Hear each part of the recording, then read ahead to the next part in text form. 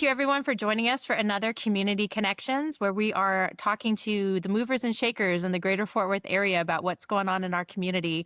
I'm Suzanne Westrum, the CEO at the Greater Fort Worth Association of Realtors, and I'm joined today for today's Community Connections by the CEO for the Fort Worth Apartment Association, Perry Pillow. So, Perry, thanks for being with us. Oh, thank you, Suzanne. Just, glad to do it. Honored. Yeah. Well, of course, when we talk about the housing market, we deal a lot with the single family residential homes, but obviously a big part of where people live in our community is also in the apartments. So that multifamily units that you guys work more with. So can you tell us a little bit more about the organization? What does the Fort Worth Apartment Association do? Sure, Suzanne. Uh, Very similar to the Greater Fort Worth Association of Realtors, we are a professional trade association. And we're a professional trade association for companies that own and operate residential rental property. And we have our service area is the 9 counties west on the west side of the Metroplex. So Tarrant, Johnson, goes far down as Stephenville. Within that 9 counties, there are approximately 1,200 apartment communities and 265,000 rental units. So if you're counting doors, That's a lot. 265,000. Yeah, it's a very, very large rental market. And when you put us together with our sister association to the east, Dallas, and the DFW Metroplex, there's over 1 million rental units. So Wow. it's a huge multifamily market. It's the largest in the country outside of New York. We have about 200 members that own rent houses and duplexes and that kind of thing, and about 400 members that you would probably call affiliates. We call them supplier partners that provide products and services to the industry. So carpet companies, paint companies, accountants, lawyers, anything that would go with owning or operating a residential property are members there. So, and similar to y'all, similar to the realtors, we principally do three things, right? Education is a huge piece of what we do, the association. It's about a third. So we're going to teach classes for maintenance professionals, leasing, fair housing, which we align with that. I know y'all do something similar. Yes, we do. About a third of what we do is just networking and events. For example, tomorrow we're doing a bowling tournament for our charity partner, Union Gospel Mission. And Yeah, then sounds very similar to a lot of what we do with yeah, the events and the yeah, education. yeah, and that kind of thing. And then, of course, the other big piece of what we do is advocacy at the kind of the Right. local, state, and national level. So what are some of the issues, you brought up advocacy. What are some of the issues you guys tend to watch? We look at, of course, like property taxes and insurance and those kinds of things. I'm sure some of that is similar to you as well, but are there anything that's specific in the apartment industry that you guys watch on issues? Yes. So, Suzanne, yes. So, yeah, we completely align on the property taxes and insurance issue. On the local level, it's going to be things like zoning, uh, code enforcement. There's a lot of regulation on the multifamily industry on the local level. On a state level, about 90% of what governs a lease when a landlord signs with a resident is state law. And this last legislative session in Texas, there was a big eviction reform piece of legislation called SB 38. Hmm. So the whole eviction process, squatters, that's, state law, heavy involved on that. On the national level, it's broader, is much like y'all. When you start to get into housing affordability issues, whether that's funding for HUD or again, tax related issues, a lot of just more business, broader issues the further up you kind of go. Yeah, and I didn't mention in your intro that you were the government affairs director for the Apartment Association for many, many years. So that's really Yes. your sweet spot. Right, right. So we will talk about that back in the 1900s. Yeah, Right. I came up the government affairs side. And so passionate about that. And, we'll stay kind of engaged with that. I have a new director of government affairs, Casey Wright. But yeah, it's sort of my kind of my passion is on that side. Right. Mm. Right. Right. And I know, like us, that's a big part of what you guys do at the association. So, switching back to just the market side of things, what can you tell us about the apartment market right now? How is that? What does that landscape look like? How is that fitting into, we have a lot of conversation right now about affordability in our city. So, how does apartments fit into all of that? Sure. Yeah, Suzanne. Look, affordability, attainability is a huge issue. And when you stop and think about it, we're blessed, right? In Hmm. that Fort Worth's growing. We're Right. not landlocked. And the Right. projections are on the demographics that you will be larger than Dallas by 2050. We're a jobs machine here. If you think about Alliance, how we diversified this economy 40 years ago and how that's really paying off with Lockheed and all that. So apartments are a big part of that. And I think what you do, what we do, we're providing a basic human need, and that's housing. Right. About a third of the residents of Fort Worth are going to live in a multifamily, some sort of rental housing. So if you think about that, a third of the people here in Tarrant County, that'd be over 700,000 people are living in rental property. And that is just kind of a housing option and a choice for folks. But it's also the other piece that I think it's important for your members, for my members, and for the general public to understand. We're also part of economic development. If you want to Right. continue to attract companies with, good paying jobs and all those kind of things, you you need housing options and choices for all levels of the workforce. You Right. absolutely need a great education system, right?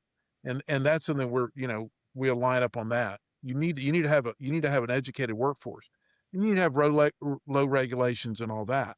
But that piece that we don't talk about is a broader housing industry thing is, hey man, we're about economic development too. You have to have that piece, you know? Right. Right.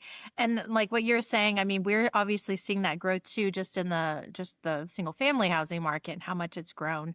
And, we were talking to someone just yesterday about how, we have so much more area to grow into than in some other parts of the Metroplex. So hence what you're saying about us really, really growing and eventually moving the center of the Metroplex more westward, right? Right, right. And we are, Suzanne, we're super blessed. And Right. when you think about Fort Worth not being landlocked, all you need to do is drive 287 or drive down the Parkway, right? Right. We can grow all the way to the Oklahoma border. I mean, Amarillo better look out because we're growing. But it's a blessing, right? And to be able to continue to provide that housing, I think is the challenge that all of us are facing right now. Right. Well, I think a lot of our members too, as realtors, would be interested to hear about these things going on in the apartment market because a lot of times homeowners start off either in an apartment or they move back to an apartment. So it's really on this continuum of housing. It's not necessarily one or Right, the other all the time, right? right. Everyone's going to probably live in both of these options at some point in their life, maybe multiple times. So how do you see like that relationship between the realtors and your apartment owner operators? What does that collaboration look like? What does that relationship look like? Or what could it look like that would be helpful? No, Suzanne, I think you're very wise to say that, and it's kind of coming full fruition for me personally because I think about my parents. My parents are Hmm. 92. They are still living in the home I grew up in out on Benbrook Lake. They've been in that Yeah. home 54 years, and they're about Wow. to move into an assisted living back to a more rental type situation, right? So Right. yes, uh, look, we're going to be aligned on so many things locally. Private property rights and those kind of things. I It is not a competition. I think you're back to what is the choice, Right. and we're all trying to get to housing affordability. There are 8 I have 8 members of my staff, and 7 of us own our homes, right? And Hmm. so, I built mine, I would do it again. I don't think my wife would, but no, we love it, and it's so we get that, right? And I think Right. our challenge is, and I've shared this with some folks, is where I am. I'm sort of south of Benbrook towards Granbury, down in the Wheatland area, where 1187 comes into 377, and we're seeing the growth coming. And last year in the spring, there was some new housing coming in around us down there, 3 bedroom, 2 baths. And I'll never forget one Saturday morning, my wife and I are just sitting there having coffee and get a knock on the door. And it was a realtor. Mhm. And she said, "Hey, we're doing an open house. I just want to, just let you know there may be cars, coming in and out." I thought, well, that's great. She's very kind, very courteous to do that, right? Kind of in and out of the neighborhood. And she left me a flyer. And I'll never forget, I kind of sat on the kitchen table and she told me, yeah, these are starter homes and that kind of thing. And I went back and got that flyer, and that starter home, quote unquote, $550,000. So, Susan, I Yeah. think that's our challenge, right? That if Right. you think about an 80-20 or something like that on a mortgage, that, man, I think about my girls that, are recent college grads. It's a challenge is how do Right. you, do that? And people are staying in rental property longer because of some of those challenges. We're missing that middle market across all types of housing. You're just missing it. Yeah, Yeah. yeah, we talk a lot about that as well, that whole missing middle and understanding what that does to have not enough housing in that particular market, right? And how it makes it harder for people to live and work where they want to be, right? Yeah. So yeah, I think the both of us are really tackling that from both ends, right? From the homeowners to the rental market, right? And I know for me, I've had some great rental properties in my life. It's been a great choice for me, depending on where I was at in that time in my life. So, yeah. So, just kind of closing up right now, what would you say if you had one takeaway for people watching this or listening to this about about the apartment market, about the role of the Fort Worth Apartment Association in our greater market here? What would that be? Yeah. I would say the one word would be opportunity and choice, right? You always need those choices and opportunities, right? It's sort of like going to a restaurant. You need those, you need a chicken, a fish, and a steak option, right? Right. So, yeah, we need to keep those options available. The other thing I would say to the people watching this and kind of back to my default mode, look, your policies and your politics have gotten very chaotic, Yeah. and don't give up on democracy, right? Stay engaged. Stay engaged with your policymakers at the state, local, and national level. It's too important. It is extremely important for any professional, particularly of those of us in the real estate industry, to Mhm. understand how government impacts your business. And the Right. more you can know about that as a profession, it's a distinctive for you. It will make you more successful. It'll make your companies and just that more successful. So there we are a low regulatory state, but as you begin to add on all these additional fees and all these things, it makes housing more expensive. So Right, right. I think you really hit it on the head there. It's so important to be engaged in whatever is going on legislatively in your own communities so that you know what policies are being put into place. And home ownership and the apartment market, all of those are such big factors in our local community. So it's really important to stay engaged in those areas, especially for our members. So thank you so much, Perry, for joining us. I know that was a real quick hit on what you guys are doing at the Fort Worth Apartment Association, but I think it gives everybody a better idea of what you guys do and how we can work better with you. So thank you so much for being a part of no, part of thank you this for having video and me. our podcast. Thank you. Thank you for having me.